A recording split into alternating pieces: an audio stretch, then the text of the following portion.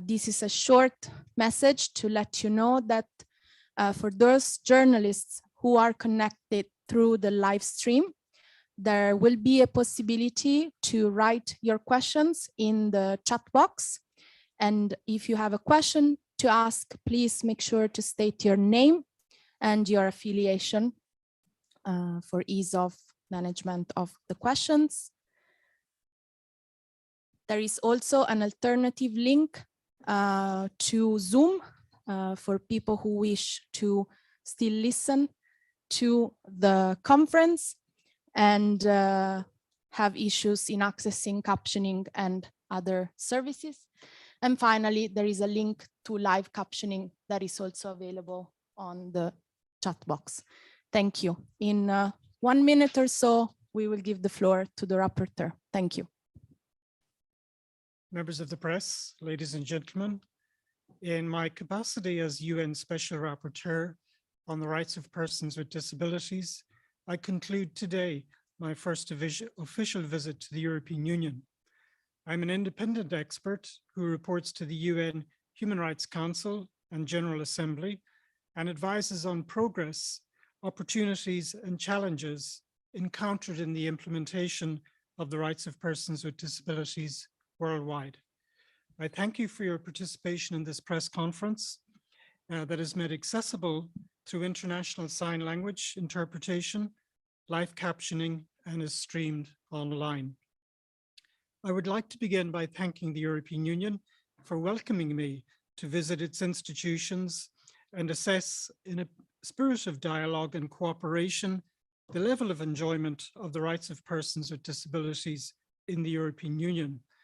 I'm also thankful for the transparency, openness, and cooperation extended to me prior to and during the visit, and I would like to express my particular appreciation to the focal points within the European Commission and the European External Action Service for their support in coordinating this visit. I would also like to extend my deepest gratitude to all persons with disabilities and their representative organizations with whom I met and who shared with me their situation, concerns, and desires for change into the future. I'm pleased to present to you today some of my preliminary findings and observations and suggestions, which I will elaborate on in more detail in a longer report to be presented to the 52nd session of the Human Rights Council next year in March 2023. I wish to note that these preliminary observations neither reflect all of the issues presented to me, nor all the initiatives undertaken by the European Union in the area of disability rights that will be more fully taken account of in the longer report to be presented next year. During the visit, I met with high-level representatives and services across the EU institutions, including the European Commissioners for Equality, Elena Dali, and for Budget and Administration, Johannes Hahn, a number of Directorates General and services of the European Commission, representatives of the European Parliament and the Council, including the Council Working Party on Human Rights, COHOM. I also met with some important ancillary bodies of the European Union, such as the EU Special Representative for Human Rights, the EU Ombudsman, and the EU Fundamental Rights Agency. I also met extensively with civil society groups and organizations and networks of such organizations who have a focus on EU disability law and policy, and also with Equinet and other philanthropies. Overall, the clear impression I got was of a dedicated, sincere, and earnest public service intent on doing the right thing to implement both the letter and the spirit of the UN Convention on the Rights of Persons with Disabilities. I'm deeply thankful to all who participated and who gave freely of their time and expertise and analysis. I was minded to conduct this official visit to the European Union for 3 reasons. First of all, there are approximately 87 million European citizens with disabilities. These numbers alone point to a natural concern to ensure that the inherent potential of the Union to act as a force for good in achieving the equal opportunities for persons with disabilities is optimized.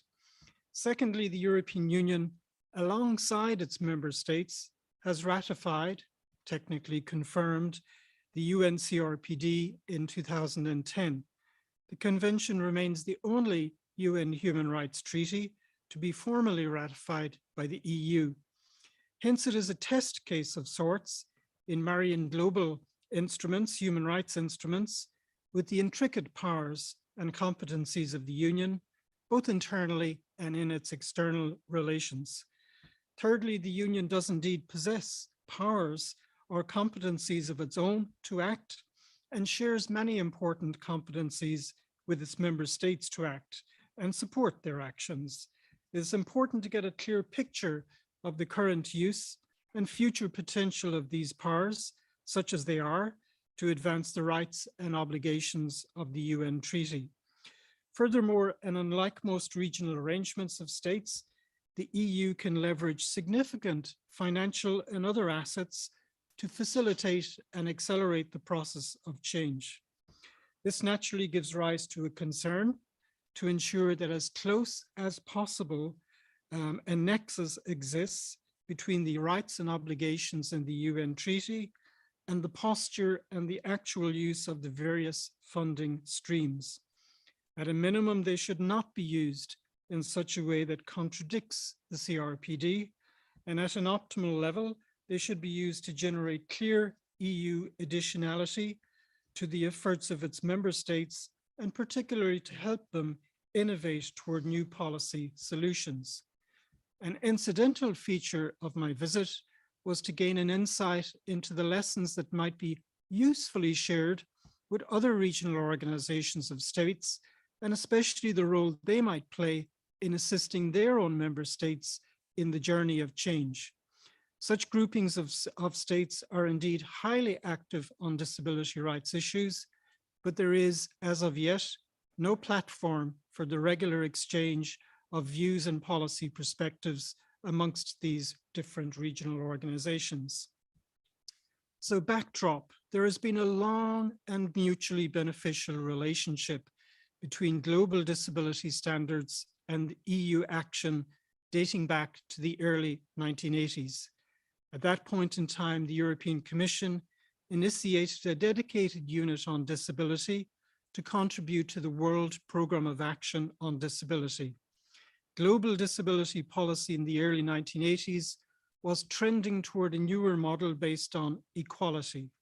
This crystallized in the UN Standard Rules of 1993, and inspired by these rules, the EU then adopted a major policy shift in 1996, and henceforth adopted the broad philosophy of equality of opportunities in the context of disability policy.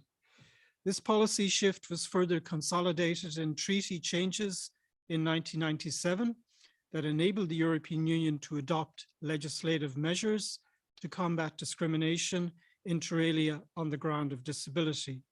So the shift to the equality framing on disability had already taken place at EU level from the mid-1990s. Partly because of this, and partly because it was evident that the proposed CRPD would be a thematic treaty on equality, the EU took an active part in drafting that treaty in the United Nations.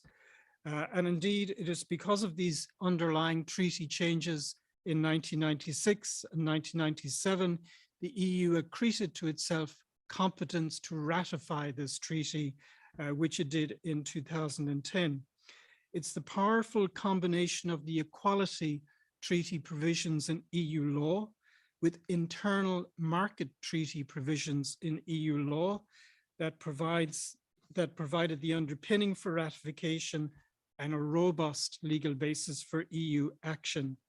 So very self-evidently, the equality concept is the key bridge that links together the CRPD in the UN system with EU law and policy in the European Union. It matters, therefore, that the philosophy of equality operationalized within the EU is aligned as closely as possible with global understandings of the equality idea as epitomized in the UN Disability Treaty. The centrality of equality as the core foundational idea in the field of disability rights is underscored by the union of equality, under which the current EU strategy for the rights of persons with disabilities was adopted. And that strategy is effective from 2021 to 2030. In other words, the strategy is pegged back to and founded on a very broad understanding of equality. Furthermore, EU treaty provisions on equality have now been strengthened with the entry into force of the EU Charter of Fundamental Rights that also contains a robust section on equality. And this is rounded out by the EU Pillar of Social Rights with its associated action plan. It should be observed in passing that the concept of equality and its associated protection against discrimination is said to be an obligation of immediate effect under all UN human rights treaties, and not just for the CRPD. Bluntly, this means that the notion of progressive realization that applies to obligations of a more programmatic character simply do not apply in this context. One technical matter, but a very important technical matter, the CRPD is said to be a mixed convention in the EU legal order, meaning that both its member states and the EU has ratified. Normally, this gives rise to an EU treaty duty of sincere cooperation on the part of all parties, the member states and the institutions of the European Union. Furthermore, the member states not only have a duty to comply with the treaty under international law, but also an EU treaty obligation to conform with the UN treaty as a matter of EU treaty law. Article 33(1) of the CRPD requires joined up governance on disability matters. At national level, this ought to be straightforward and entails one central and authoritative body with voice across the broad system of governance. Usually that's anchored in a prime minister's office. Mapping this onto the EU is intrinsically difficult, given the separation and the independence of the main EU institutions, including the Commission, the Parliament, and the Council. The European Commission acts as the focal point for the EU institutions internationally. That is to say, it is the face of the EU when it reports to the CRPD committee, but it obviously lacks authority to act as focal point for the Council and for the Parliament. It suggested that some more intentional means might be found of ensuring greater coherence across all of the focal points in the different institutions, so that the intention of Article 33, greater policy coherence within a system, is optimized. Excuse me. Article 33(2) of the treaty requires a monitoring framework with one or more independent elements. At the EU level, this seems to be well constituted. The European Parliament, the EU Ombudsman, the EU Fundamental Rights Agency, and the European Disability Forum, and looks promising and deserves closer examination. The European Commission has an elaborate coordination mechanism on disability matters across all of its services.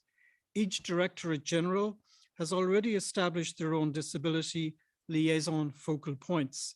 This is most welcome and critically important, since in most domains, the Commission retains the sole right to propose legislative and other initiatives. The true test of this over time is to see whether proposals in fields as diverse as agriculture, banking, external action, and digital Europe will incorporate relevant disability perspectives. The European Union is assisted by the EU Fundamental Rights Agency, whose main task is to provide evidence-based policy advice on human rights to its member states when implementing EU law and to the EU itself. The work product of the Agency on Disability Rights is admirable and even extends to advice on how to change budgeting systems to ensure monies are diverted away from institutions toward community living. The EU Ombudsman entertains complaints from citizens and staff members about maladministration and has developed an impressive body of work on disability matters, including deinstitutionalization. Equinet, a network of national equality bodies, is also highly active on disability matters. This is important since the doctrine of sincere cooperation requires that such bodies act as an aid in figuring out what is happening on the ground in our member states. And Equinet periodically clarifies core concepts like reasonable accommodation, which is a great contribution to reform. European level philanthropies also play a major role in raising capacity, especially among civil society. The new EU disability strategy proposes to create and has already created a new EU platform, essentially a meeting place between the member states, between themselves and with the EU with respect to the implementation of the UN Disability Treaty. This could be viewed as a way of operationalizing the doctrine of sincere cooperation. It would be useful to see it in time adopt thematic priorities, for example, the reform of legal incapacity laws in Europe, which is widely acknowledged as a major drawback right across Europe. So Europe is very fortunate to have this fine filigree of institutions dedicated to the public interest to inform policy. To date, only one legal instrument has been adopted at EU level to prohibit discrimination on the ground of disability, and only in the field of employment, albeit broadly understood.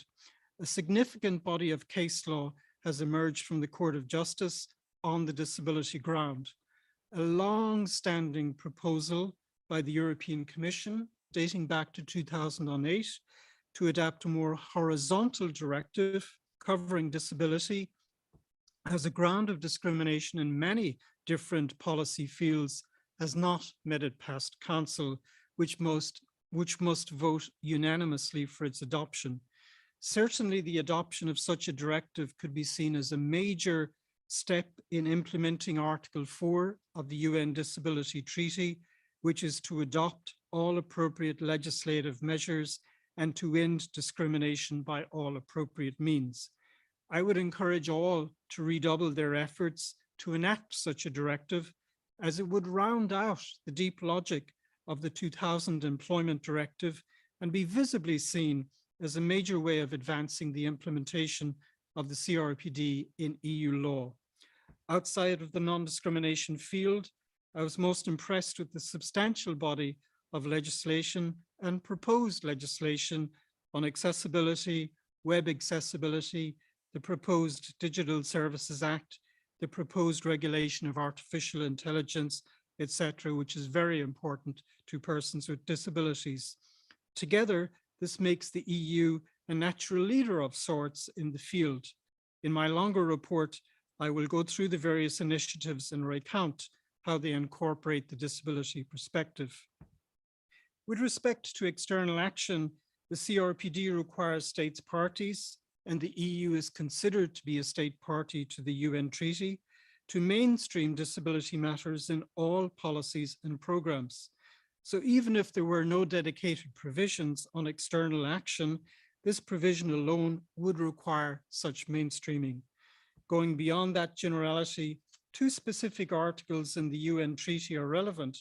Article 11 on situations of risk and humanitarian emergencies, which is critically important in the context of Ukraine today, and Article 32 on international cooperation. Article 32 contains a web of contemplated actions ranging from inclusive development assistance to supporting capacity building within civil society and throughout the world.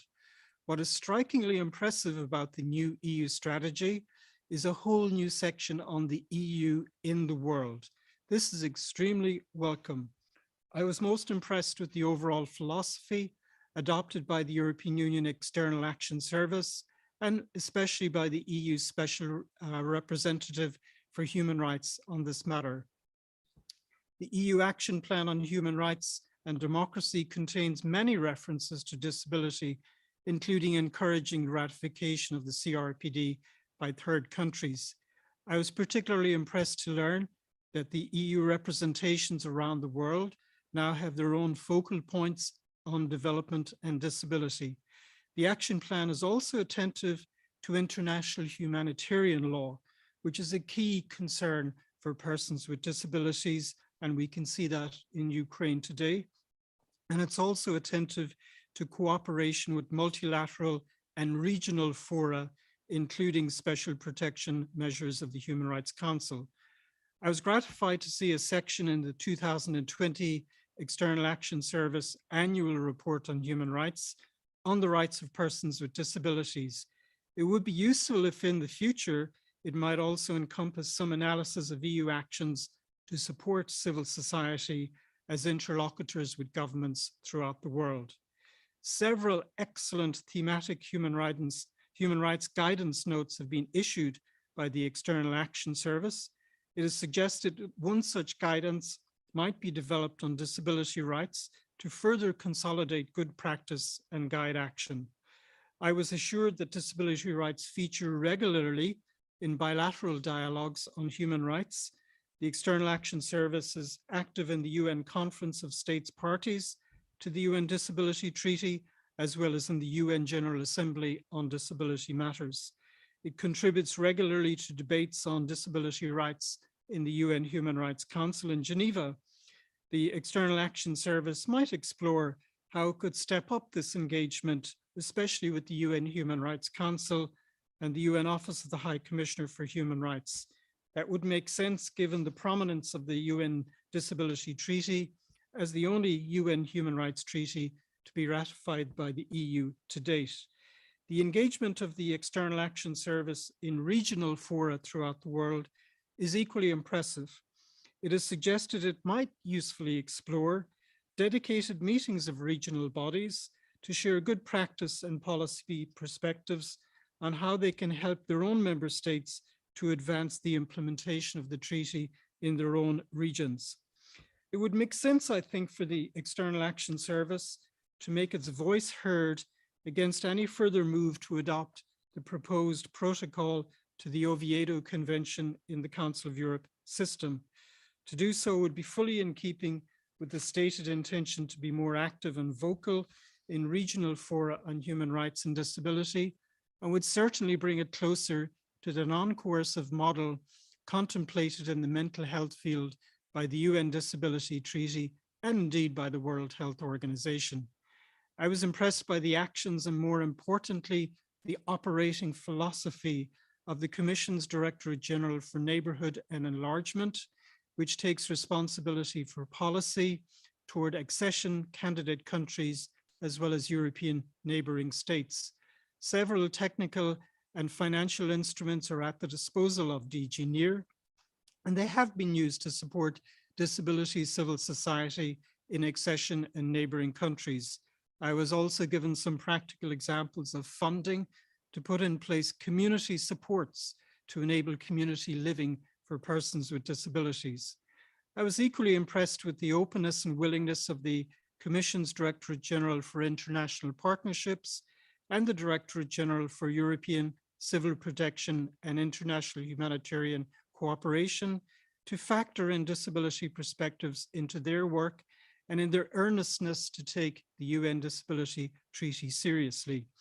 For example, DG ENPA co-funded a major project resulting in a set of human rights indicators on the UN Disability Treaty alongside the UN Sustainable Development Goals. EU funding. The EU is unusual among regional organizations in having at its disposal funds that can be used for a variety of purposes in the broader public interest.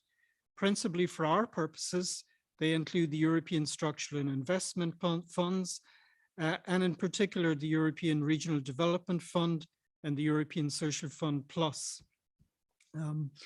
And these are used, the overall philosophy of them is one of ironing out development wrinkles across the Union to ensure underdeveloped regions have an opportunity to level up.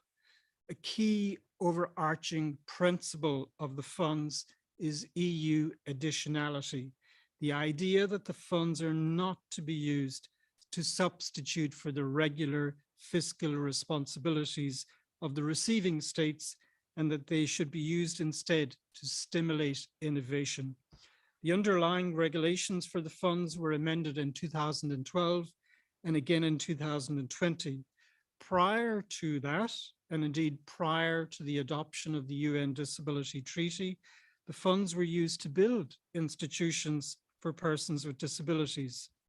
A public campaign was initiated to change the regulations in 2012 to ensure that future spending would be focused on building up community-based services to enable community living. So-called ex-ante conditionalities were added in 2012 to the effect that the monies could be spent in assisting the transition from institutions to community-based care, although the use of the word care is now somewhat outdated. The regulations did not on their face prohibit the spending of monies on institutions, nor on what we call trans-institutionalization, that is to say, moving from larger to smaller institutions. It was actually simply assumed that the member states would take their cue from the ex-ante conditionalities and not do this and not propose it. It is to be recalled that Article 19 of the UN Disability Treaty contains a very positive philosophy of flourishing in the community. It nowhere mentions the word institution or institutionalization, precisely because it was intended to paint a picture of a more positive set of obligations and outcomes. One can certainly infer from Article 19 a predilection against any form of congregated setting.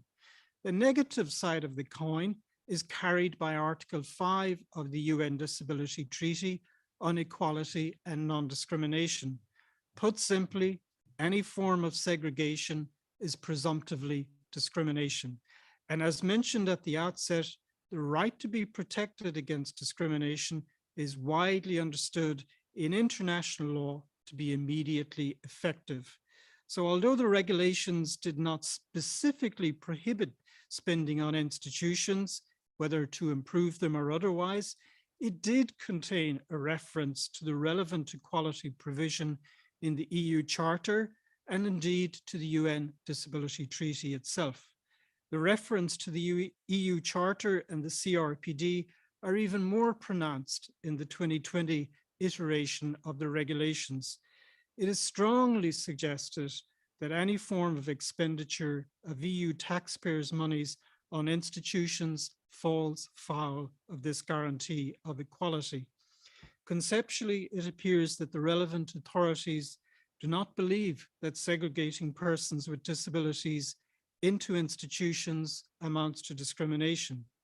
It's very unclear how this view was arrived at, since it is strikingly at odds with the CRPD and the views of its treaty monitoring body.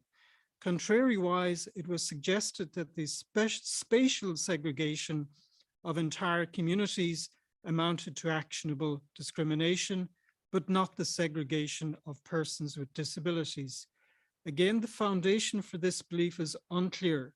It was indicated to me that there exists an inter-service consensus paper on this and associated points. If so, I would suggest the public interest clearly requires that it be put in the public domain so that its foundations and nexus with the CRPD can be more fully explored. It also appears that the legal service of the European Commission has weighed in on the general debate and came to the conclusion that spending monies on institutions is allowable under the structural funds regulations. Reputedly, the legal services are of the opinion that the jurisprudence of the CRPD is of no or limited legal standing. This is odd, since the maintenance of a rules-based international legal order must mean that some weight is due to their authoritative pronouncements, lest any member state of the UN be judge and jury in their own case.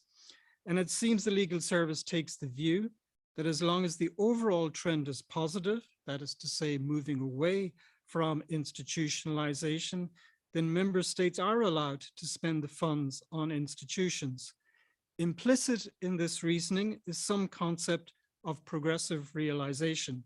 It bears repeating that the equality or non-discrimination provision in the UN Disability Treaty is not amenable to progressive realization. I welcome a clarification from the legal service that it is not excluded that segregation of persons with disabilities on the basis of disability in the future, and as long as the issue would fall within the material scope of EU law, could as well be regarded as discrimination. However, I would suggest that this should be the operational assumption, especially given the weight that is due to the UN treaty in the EU legal order. To be fair, there are real human rights issues affecting the quality of life in institutions across Europe. These issues have accumulated over the years, but they are not directly or indirectly the fault of the European Union. There can be no EU additionality in fixing human rights problems that are due to the historic and accumulated policy of our member states. It is my respectful view that the funds, EU taxpayers' monies, should be used exclusively to assist states build up a completely different model. Otherwise, temporary measures may easily rob an entire generation of their chance to flourish as human beings in the community. It strongly suggested that a thorough re-examination of the situation is warranted. It is a pity that this issue, which has existed for years, continues to linger. It somewhat undercuts the extremely valuable work being done across all the various services of the Union. On internal matters, internal staff matters were declared under the relevant declaration of competence lodged by the EU under the UN Treaty. Furthermore, the new EU disability strategy aims to make the EU a model and to lead by example. A lot of progress can be reported in this regard. I was most impressed with the earnestness of the Commission's Human Resources and Security Department to advance the agenda of an inclusive and diverse workplace across the Union. One unusual feature of the process was the breadth of medical testing allowable in the hiring process. It was explained to me that the person is not hired for a specific post, but for any potential post across the services, and that therefore a generalized medical testing regimen was required. That struck me as unusual. Also, it appears that the medical services are engaged when determining whether a reasonable accommodation is needed for an employee. Again, this causes some pause for thought, as many disabilities do not constitute illnesses as such. Perhaps some more reflection is needed on the proper admixture of a medical model with the rights-based model of disability into the future. The new innovation of reasonable accommodation committees within each service is to be greatly and warmly welcomed. The medical character of the social benefits package available to staff was also highlighted during meetings. For example, to get certain reimbursements, a family with an autistic child must get a medical declaration or the administrative equivalent that the autism in question represents a long-term illness. Maybe a way could be found of allowing such reimbursements, but without recourse to such administrative labeling. As an aspect of leading by example, the Commission is making strenuous efforts to ensure that its buildings and its web platforms meet universal design standards. This ongoing work is to be strongly encouraged and warmly welcomed. It has tangible benefits for employees with visual impairments who can perform just as well as others, given the needed accessibility tools. A long-standing issue is the European school system. These schools, which are open to employees of the EU and others, are funded in part by the EU, but run autonomously by a board comprised of representatives of the member states, excuse me, and one representative of the Commission. They had a reputation in the past, that is to say, prior to the UN Disability Treaty, of not being fully inclusive of diverse learning needs. It seems tangible progress has now been made after a plan was put in place in 2018 that is due to be updated. This is to be greatly welcomed and encouraged, and I will certainly remain closely attentive and apprised of the situation. What are my conclusions? To conclusions, I wish to highlight that I was greatly heartened to see all services in all of the main institutions both knowledgeable about and committed to the implementation of the rights of persons with disabilities and the provisions of the UN Disability Treaty.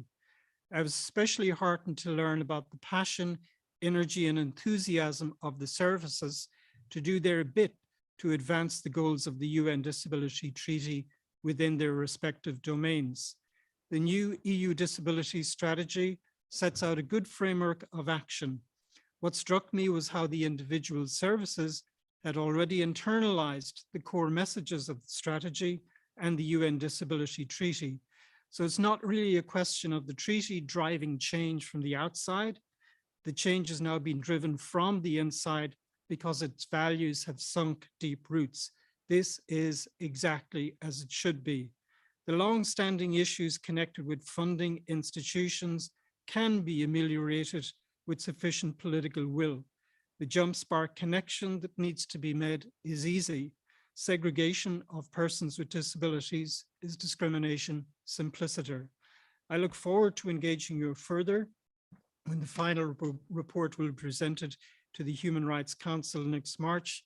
Thank you so much for your participation, and I believe it's now open to question and answer session with members of the media. Thank you very much. So for the journalists connected online, as well as those present in the room, please just let us know through the YouTube chat or the Zoom chat if there are questions for the special rapporteur. For the time being, we see none. Thank you. It seems like there are no live questions at this stage. And of course, we will include the email to reach out to the mandate of the special rapporteur should there be any questions that arise in the coming days. So please do feel free to reach out to those. We take the opportunity to thank you, the special rapporteur, and we may now conclude the press conference. Thank you very much. Thank you.